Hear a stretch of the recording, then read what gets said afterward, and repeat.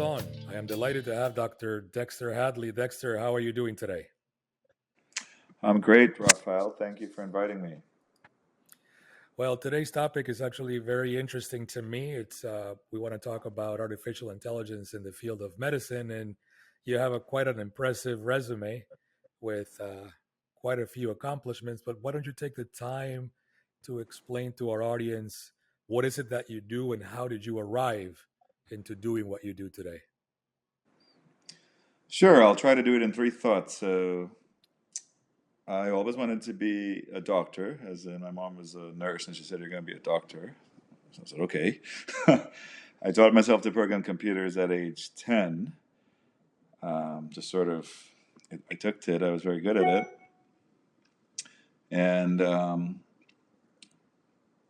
and now I've been doing that for the last 35 years. Sunday was my birthday. So you can call me a veteran in sort of combining computation and medicine. Not too many people thought this was that important 30, 35 years ago, but I did. And that sort of took me through medical school. I spent 10 years in medical school. I got a master's in engineering before the genome was sequenced and a PhD in genomics and computational biology. Quite timely. I had about at least 10, 15 years of background by the time I got there. And I've been trying to combine the two, medicine and computation, or computers and medicine, ever since. So, if you could, we can expand on that a little bit. What do we get as a society when people like you, who obviously you had a vision about this a while back, and now it seems like it's becoming more and more interesting and more well known. At least more people are talking about it, taking the field of computations and computers and engineering and bringing it together with medicine. What does that do for the day-to-day life of the average person? What can they expect to come out of that? So about, I went to school, med school in 99, let's say 2000. It's about 23, 24, 25 years ago, just to round up, I guess. The buzzword was evidence-based medicine. I think there's been, if you just go back in time, the Hippocratic Oath was to do no harm. In actuality, 2,000 years ago, there was not much to do. Do no harm and do nothing and see what happened. And send the patient a bill. 25 years ago, we required some evidence that this was not harmful. Right? So the buzzwords were evidence-based medicine. The big database at the time was PubMed, right, which is all the abstracts of all the science-based medicine that we've been doing. And, if you can come up with some reasonable, use this drug for this patient because this kind of outcome is improved versus that drug, that was state of the art. Today, the genome has been sequenced. There's 3 billion base pairs, 6 billion nucleotides sort of in the genome. There's an epigenome, there's a microbiome, and we know a lot more evidence at the molecular level. So I think for the average person, this idea of precision medicine is now kind of becoming a reality, at least in terms of things like the cancers. I mean, cancers is essentially a molecularly driven treatment plan these days. And there's been an explosion, honestly, in medical information that, such that on a number of levels. One, at the PubMed level, just in the knowledge that we have curated. Two, in the technical level. I'm a pathologist. I trained at Stanford in pathology, in clinical pathology. And it is humanly impossible, yet medical legally possible, to be responsible for every single pixel in a gigapixel pathology slide, for instance. You could be sued for every single pixel, yet it's not humanly possible for our brains to sort of deal with that level. So I think, if you've been doing this and sort of at the depth that I've been doing this for as long as I've been doing this, I mean, I was doing this before this concept of big data emerged. I've been doing this before this concept of big data emerged. And, I think the average consumer should be able to sort of understand this. And I think technology and technologies I hope we get to talk about today are going to bring that level of knowledge to the average person. So you don't need to be doing this for 35 years to kind of understand where we are and where we're going, and you know you don't need to run a printing press to go photocopy something, right? So in the same manner, shape, and form, you shouldn't really have to go query PubMed these days to go look up, in clinicaltrials.gov, for instance, to go treat your cancer. You should be able to get these access this information through technologies and digital health implementations that I hope we can touch on. Yeah, and that's very interesting. So you and I have had conversations in the past about how technology can help. And I am a technologist. I'm a fan of technology. I'm a student of technology. I was giving the example to somebody the other day about the MRI machine and the origins of the MRI machine, and how the MRI machine developed as a result of a physicist who many years prior was trying to understand the composition of nebula in the galaxy. And that technology was then used to develop the first MRI machine. So I love that connection of technology that may seem not very useful to the day-to-day lives and being applied to the day-to-day lives. And when you mentioned about the impossibility for a doctor to understand every pixel, I want to expand on that a little bit because that is a big topic. Doctors today get a lot of criticism when they don't, when they can foresee certain things. But as you know, and as you've just stated, the amount of data available to doctors to analyze is just overwhelming. So take us through the steps of how do we go from that old model where the doctor has to be able to look at images, and what can we expect the change to be moving forward so that doctors are empowered by the technology that's available, and that then the results for the clients and the patients are well received. Yeah, I think again, 2,000 years ago, I mean, when that Hippocratic oath was allegedly written, there was not much to do no harm. Doing just about anything was harmful, unless there was evidence to the contrary. And there wasn't really much to do. 25, 30, years ago, conceivably, you could actually go read about some disease in PubMed and come out with a reasoned understanding of what the evidence suggests. That's almost impossible today, right? I think there's so many, just so much knowledge, again, at various levels. Every pixel in a gigapixel pathology whole slide image, there's knowledge to be learned. A trained eye. Well, having been through this process, let me tell you something. Don't get sick in July. Residency starts in July. Everybody is brand new in July. You don't want to get sick in July, right? You want to get taken care of by at least someone who has done a year of this. So get sick in June, right? Get sick in May. Or you can train backups. You could train second opinions, potentially. That's where I see the potential for this kind of technology, where let's take the obvious elephant in the room, ChatGPT, right? So on average, ChatGPT can write a better generic get into medical school personal statement. It'll be more grammatically correct. The sentence structure would be more uniform, right? And that's a technology that everybody is using. Whether doctors want to or not, they will be using ChatGPT to generate discharge summaries, for instance. We all know this, and it's coming. To do the work that we don't want to do, in a sense, to do sort of the voluminous work, the work that there was a lot of data on. I foresee this kind of technology in medicine, at least, very succinctly and accurately synthesizing a patient history from disparate data all over the place, right? A human can do that very well. A few med students can do that very well. I can argue a well-trained artificial intelligence algorithm that could read human language like ChatGPT can probably be trained to do that even better and more. You can imagine I think the interesting thing about medicine is that um, it is, albeit it is a very technical specialty. The communication really is written language, which I mean, I think. Whereas I know you're an engineer, Raphael.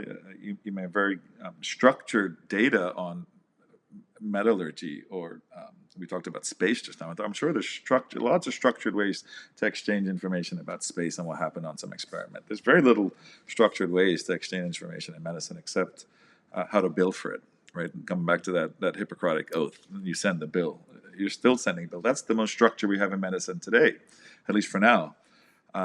So computers are awesome in insurance claims, and and I think the future physicians of America need to kind of understand, why did my patient maybe not get approved for this potential therapy? It's probably AI that's been biasly trained for whatever reason. We can get into that if you like. So I think this touches on every aspect of our society, every aspect of potentially medicine. I think medicine has some special circumstances that we can talk about, that make it different to other fields like engineering, or aerospace, or transportation, or whatever, manufacturing. I think medicine, dealing with human patients, HIPAA, certain laws, high tech, all of these things make medicine highly regulated relative to the big data needed for other fields, for instance. You know what I mean? Yeah, that was a lot more than three thoughts. No worries, no worries. So let me give you an example here, or an analogy, and then let's see if you can break that down for the audience. So many years ago, the Russian chess master Garry Kasparov went head to head with a computer playing chess. I don't know if you remember that. That Deep happened. Blue in 1997. Yeah, Exactly, I Deep Blue, remember it. and of course Deep Blue beat him pretty badly, and everybody remembers that part. What most people don't remember is what happened afterwards. So Gary actually went into seclusion. He was very frustrated. He first said that the machine cheated. It was a whole drama around it, but he went into seclusion and he talks about it now of what happened. He was just very frustrated. He couldn't believe that a machine could beat a human. And he came up, long story short, he developed this concept that he calls the centaur.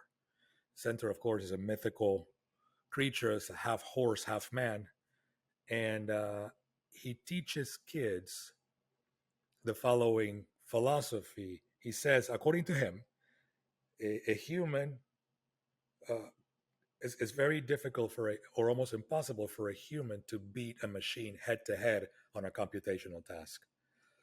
However, a human assisted by a computer can beat any other computer on the same task. So thus the centaur analogy, right? So there is in his mind a role for the human and a role for the machine that is working with the human. So if we take that analogy and we talk about the therapeutics for disease, right? The identification of disease. Let's just take this specific case of imaging. How do you see that world in the sense of what would be the ideal role for the human and the ideal role of the machine working with that human to diagnose and maybe even prevent disease?